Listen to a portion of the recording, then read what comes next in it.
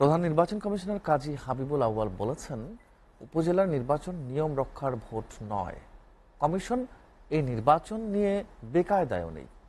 দলীয় প্রতিদ্বন্দ্বিতা নয়, কমিশন প্রার্থীদের প্রতিদ্বন্দ্বিতাকে গুরুত্ব দিচ্ছে। নির্বাচনে কেউ যাতে প্রভাব বিস্তার করতে না পারে সেজন্য রিটার্নিং অফিসারদের নির্দেশনা দেওয়া হয়েছে। সকালে উপজেলা নির্বাচন নিয়ে আয়োজিত সংবাদ সম্মেলনে সিসি আরও বলেন, অবাধ, নিরপেক্ষ, সুষ্ঠু নির্বাচন করতে সব প্রস্তুতি শেষ হয়েছে।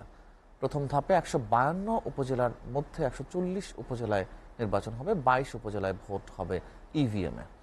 এর মধ্যে ৫ উপজেলায় বিনা প্রতিদ্বন্দ্বিতায় চেয়ারম্যান নির্বাচিত হয়েছে। উপজেলা নির্বাচনে প্রতি কেন্দ্রে ১৭ জন আইনশৃঙ্খলা বাহিনীর সদস্য দায়িত্ব পালন করবে। সিসি বলেন, কোনো দেশের শাসন ব্যবস্থা চালু রাখতে হলে নির্বাচন প্রয়োজন। নির্বাচনে কে এলো না এটা নির্বাচন কমিশনের দেখার বিষয় নয়। নির্বাচন কমিশনের কাজ নির্বাচন আয়োজন করা। আমরা কোনো বেকায়দায় নেই।